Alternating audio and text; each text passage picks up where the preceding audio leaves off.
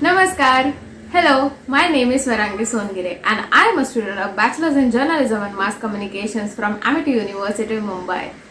Growing up, Marathi literature's presence was always there around me, but never have I ever wanted to delve deep into this art form. Today, as a newbie Marathi enthusiast, I am so excited to take you along with me and explore the beauty of Marathi literature and literally listen to the Gatha of Marathi Sahitya. In this documentary, we sit down and try to get detailed perspectives from well-read people in this field. A Marathi literature enthusiast since his childhood days, a civil engineer by profession, is not only an ardent reader of Marathi literature pieces, but is also a creative in this field with writings of his own. The very first guest on my interview list is Mr. Tushar Songire. His hold on Marathi vocabulary is something to watch out for. Well, why do I say this? You are about to see. Welcome आणि नमस्कार mister तुषार सोनगिरे. मराठी साहित्य म्हणजे नेमकी काय?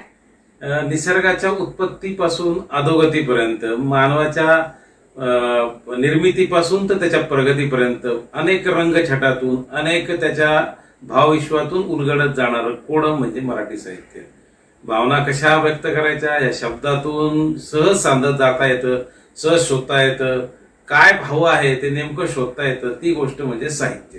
आता साहित्यात अनेक प्रकार आहेत. मराठी साहित्यात अनेक प्रकार आहेत. संत साहित्य आहे, ललित आहे, वाङ्मय आहे, गद्य पद्य. तुम्ही जेवढा शोध घ्याल तिथे जाल. अगदी माणसाची संस्कृती सांगणारही साहित्य आहे, माणसाची विकृती बोलणारही साहित्य आहे. साहित्यात काय, कसं, कुठं आणि कितपत घ्यायचं हे उमजलं की साहित्याची आपल्याला उकल होते. मग साहित्यात काय शोधायचं हे तुम्हाला ठरवायचं आहे. मराठी साहित्य म्हणजे अगदी तुम्ही म्हणू शकता हिमालयाच्या उंची ओढमुठ आहे. अगदी अथांग सागराच्या खोलीचा शोध घेण्या इतपत सुद्धा ते खोलवर आहे. आणि तुम्हाला नेमकं मराठी साहित्यातनं काय अपेक्षित आहे हे जर शोधायचं असेल तर त्यात तुम्हाला डुंबावंच लागेल. साहित्य अथांग सागर आहे, तुम्हाला तो पोहावंच लागेल. साहित्य हा मोठा डोंगर आहे, तो तुम्हाला चढावाच लागेल. साहित्य एक काव्य आहे जे तुम्हाला ऐकावं लागेल. साहित्य एक असं गूढ आहे, ते तुम्हाला शोधावं लागेल, ते तुम्हाला लिहावं लागेल. म्हणून मला मराठी साहित्य आवडतं. मी मराठी साहित्यातून स्वतःला सिद्ध करू शकतो. मराठी साहित्यामधील तुमचा आवडता प्रकार कोणता? साहित्याचा प्रकार आवडण्यापेक्षा मला ज्याच्यात रस निर्माण झाला ते मराठी साहित्यातील प्रकार म्हणजे पद्य, काव्य. ह्याच्यात मला जास्त ओढा लागला. कारण संत साहित्यातून जे काव्य निर्मिती होत गेली, कबीराचे दोहे असतील किंवा गीत रामायण असेल, आता लवकरच रामनवमी आहे, याच्यातून मराठी साहित्यातील काव्य प्रकारातून माणसाच्या मनावर संस्कार होतात, संस्कार केले जातात, संस्कार करू शकतो. म्हणून जे मनाला भिडतं, जे कानाला भिडतं ते काव्य आहे. म्हणून मला मराठी साहित्यातील काव्य हा प्रकार खूप आवडतो. आवडती कविता? मला गीत रामायणात आवडतं. अगदी 56च्या 56 सगळी गाणी मला मराठी गीत रामायणातली आवडतात. धन्यवाद तुम्ही इतक्या छान माहिती दिल्याबद्दल. Thank you so much. माझ्याकडनं पण तुम्हाला मनस्वी धन्यवाद. So next up on the interview list is a record-breaking cyclist. Cyclist, literature. Well, it will all make sense when she talks about Marathi literature with such passion. A poet, a ghazalkara, and a new novelist in the biz market with the book called Unfollow, Unfriend, Unblock. Let's welcome Sunita Ramchandra and know about how we can save Marathi literature in these changing modern times. हाय, नमस्कार. मराठी साहित्य संवर्धन व्हावं, ती टिकून राहावी यासाठी काय करता येईल? नमस्कार. मुळात जी आपण मराठी कुठलीही भाषा जी आहे त्या भाषेचं जे मूल्य आहे ते त्याच्यात निर्मित होणाऱ्या साहित्यावरून ठरवलं जातं. आणि मला असं वाटतं की मुळातच आता आपण जर बघत असू की मराठी भाषेबद्दलच मुळात एकंदरीत अनास्था जर वाढत असेल, त्याचे बरीच कारणं आहेत. खरं तर म्हणजे इंग्रजीचा प्रभाव म्हणा किंवा जे काही आता अगदी सहजपणे उपलब्ध होणारे म्हणजे सिनेमे आहेत किंवा तर ते बऱ्याच गोष्टींमुळे काय झाले की भाषेबद्दल जर अनास्था निर्माण झालेली आहे, तर सगळ्यात महत्वाची गोष्ट आहे की जर साहित्य टिकलं, जर आपल्या म्हणजे जेव्हा आपण म्हणतो ना की आपल्याला जेव्हा आपला वैभवशाली इतिहास जेव्हा माहीत असतो तेव्हा आपण पुढे भविष्यात त्याबद्दल किंवा त्या अनुषंगाने काहीतरी करण्याचा प्रयत्न करतो. जे पहिले जर आपण बघत होतो की पुस्तकं नसलेली घरं दिसायची नाहीत, पण आता असं नाही वाटत की घरांमध्ये पुस्तकं म्हणजे स्वतंत्र एक छोटी तरी प्रत्येकाच्या घरात लायब्ररी असली पाहिजे. छोटं का होईना स्वतःचं ग्रंथालय प्रत्येकाने ठेवलं पाहिजे मला असं वाटतं. आणि समजा आपण असं म्हणतो की आता तंत्रज्ञानाचा खूप विकास झालेला आहे, तर तंत्रज्ञानाचा उपयोग करून जे काही मागच्या दशकांमध्ये असेल म्हणजे ज्ञानेश्वरांपासून जर आपण बघितलं तर ते जे साहित्य आहे तो पण एक साहित्याचाच म्हणजे ज्ञानेश्वर महाराजांचं जे आहे म्हणजे जी ज्ञानेश्वरी आहे तो एक काही साहित्याचाच अतिशय वैभवशाली वारसा आहे. ते ऑडिओ व्हिज्युअल स्वरूपात यायला पाहिजे. विविध प्रकारच्या गोष्टी आहेत, कथा आहेत, कादंबऱ्या आहेत, ऐतिहासिक कादंबऱ्या आहेत, किती सारं असं आहे वाङ्मय किंवा साहित्य जे आपल्याला ऑडिओ व्हिज्युअल स्वरूपात आणता येईल. आणि तशा प्रकारे आणलं आणि इतकी माध्यम उपलब्ध आहे, तुमच्याकडे इन्स्टा आहे, युट्यूब आहे, त्याच्यावर अपलोड करून अनेक लोकांपर्यंत सहजपणे आपल्याला आपलं साहित्य पोहोचवता येतं. मला असं वाटतं किंडल सारख्या गोष्टी त्याचं एक काही काम करता आहेत. काही कवितेचं पान म्हणून पण एक सुरू केलेला एक उपक्रम आहे ज्याच्यामध्ये विविध कवींशी बोलून त्यांच्या साहित्याच्या प्रवासाविषयी बोललं जातं. अशा प्रकारे मागच्या पिढ्यांचं जे आहे म्हणजे कुसुमाग्रज आहे, अशा विविध जे काही साहित्यिक आहे मागच्या पिढीतले, त्याच्या मागच्या पिढीतले त्यांचं साहित्य या पिढीपर्यंत पोहोचवण्यासाठी हा मला वाटतं सगळ्यात प्रभावी मार्ग आहे. जेणेकरून आता ते काय झालेलं आहे ते तुम्ही एकदाच नाही तर तुम्ही जितक्या वेळा पाहिजे तितक्या वेळा जाऊन युट्यूबला सर्च करू शकता, वाचू शकता, तुम्हाला ते समजेल. म्हणजे साहित्याचा अभ्यास या अनुषंगाने मला असं वाटतं की ही पिढी करू शकेल.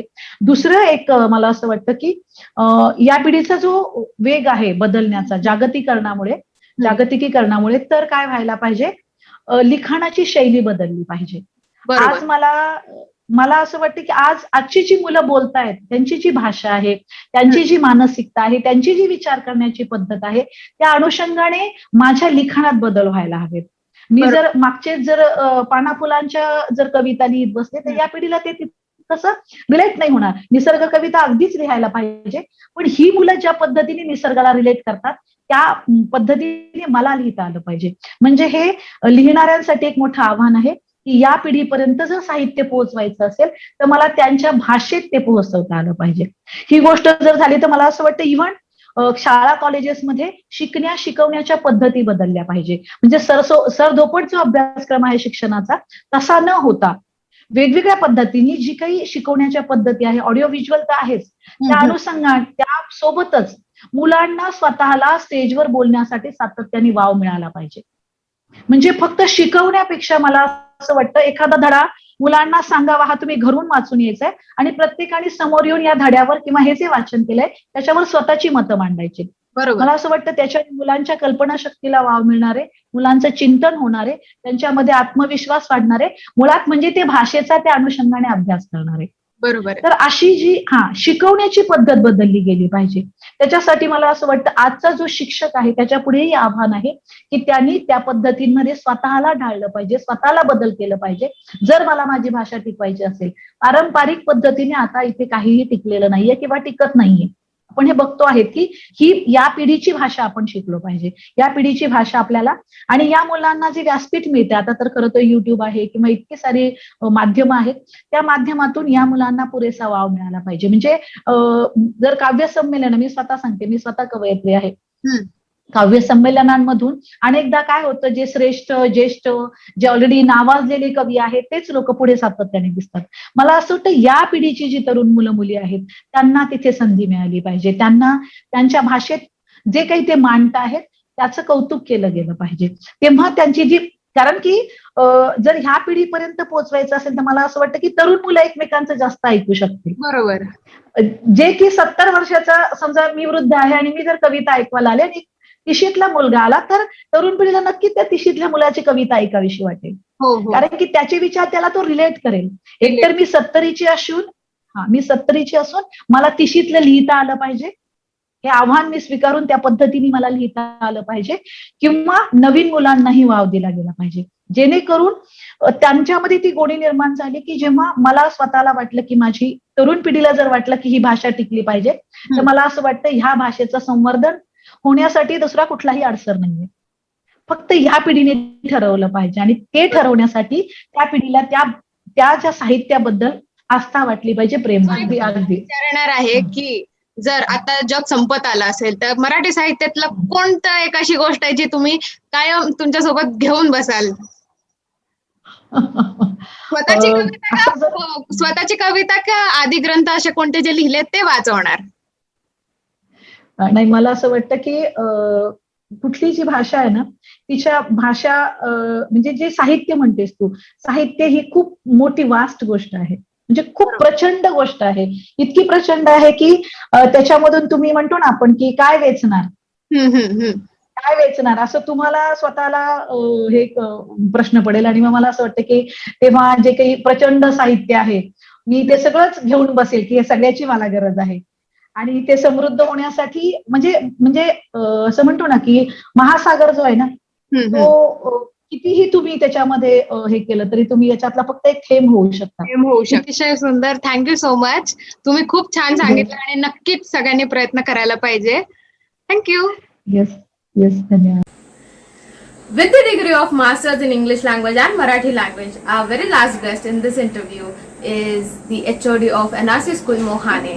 She is the founder president of Manaswini Samajik Sanstha, which is an initiative NGO to save girl child.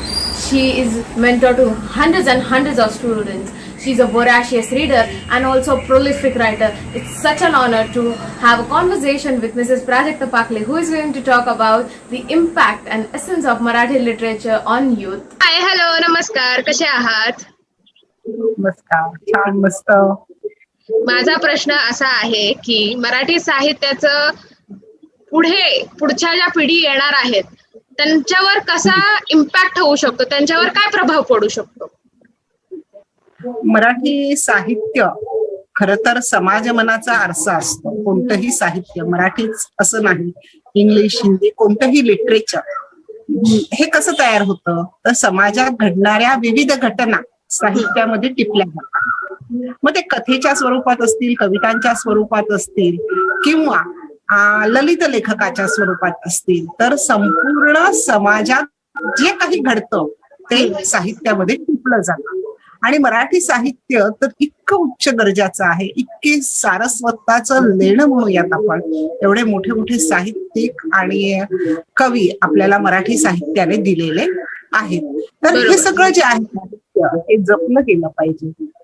ज्या वेळेस लोकमान्य टिळकांनी म्हटलं होतं की सरकारचे डोके ठिकाणावर आहे का, हे एक वाक्य सुद्धा साहित्यिक होतं. माझं एक वाक्य लक्षात ठेवा मुलांना की साहित्याचा आणि समाज जीवनाचा गुणाकार झाला पाहिजे. आणि ज्यावेळेस हा गुणाकार होईल त्यावेळेस ते साहित्य खरोखरीच मुलांमध्ये मुलाग्र बदल घडवेल.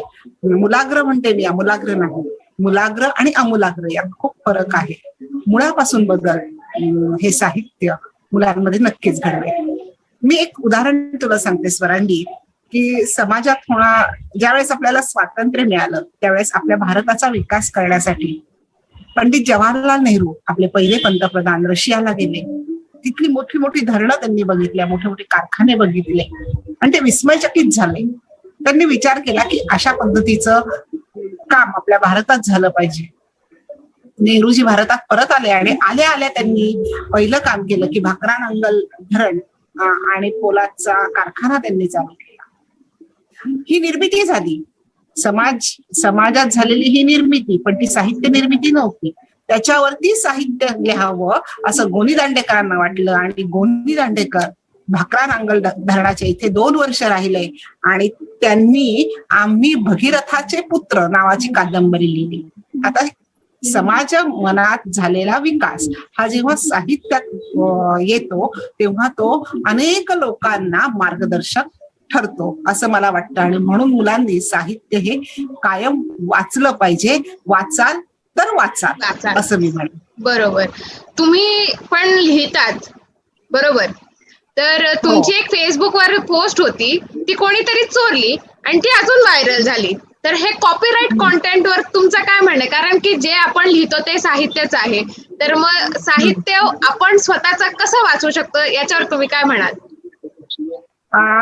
मी खूप सारं काही ज्या छोट्या छोट्या घटना असतात त्या लगेच लिहिण्याचा प्रयत्न करते आणि त्याची भाषा अगदी साधी असते, ती समाज मनाला भिडते. आणि भिडल्यामुळे ती माझी एक पोस्ट आजीची नवरात्रामध्ये मला भेटलेली दुर्गा, ती इतकी व्हायरल झाली की मला रस्त्याने थांबून लोक विचारायचे की तुम्हीच का त्या फोटो. पण मला ज्यांनी हे केलं, काही काही लोकांनी अक्षरशः नावं कट केले आणि मग माझा चेहरा कट करून स्वतःचा चेहरा लावला. हे दुर्दैव आहे. मला आवडलं नाही ते, कारण की तुम्ही कॉपी काय करू शकतात एखाद्याचं लिखाण, पण एखाद्याचं मन किंवा एखाद्याच्या मनात असलेल्या भावना कॉपी करू शकत नाही. त्यामुळे आपल्या भावनांवरती कंट्रोल तरुण पिढीने ठेवला पाहिजे आणि जास्तीत जास्त वाचलं पाहिजे, स्वनिर्मित लिखाण केलं पाहिजे. कधीच कोणाची कॉपी करू नका, हे माझं तरुण पिढीला सांगणं आहे, तरुण किंवा सगळ्याच पिढीला सांगणं आहे. Okay, thank you so much for joining in. खूप आवडलं आणि प्रत्येकालाच आवडेल हे नक्कीच आहे. पुन्हा आपण भेटूया. थँक्यू. धन्यवाद. Marathi Sahitya, that is Marathi literature, is such a vast topic, and to fit in so much of information in such little time was definitely a big task. Diving deep into this world of Marathi literature was definitely an informative and a classic experience. To know more about the writers who wrote with such passion was definitely an inspiration to me to write in my own mother tongue. I hope this interview was quite informative and helpful to you all. Thank you so much for watching. Dhanyavad. ही भूमी सप्तसुरांची, रंगांची, अष्टकलांची, काव्याची, शास्त्र विनोदाची, ही भूमी साहित्याची. महाराष्ट्र भूमी ही जन्मभूमी, ही कर्मभूमी ही अमुची. महावंदनीय ती प्राणप्रिय ही माय मराठी अमुची.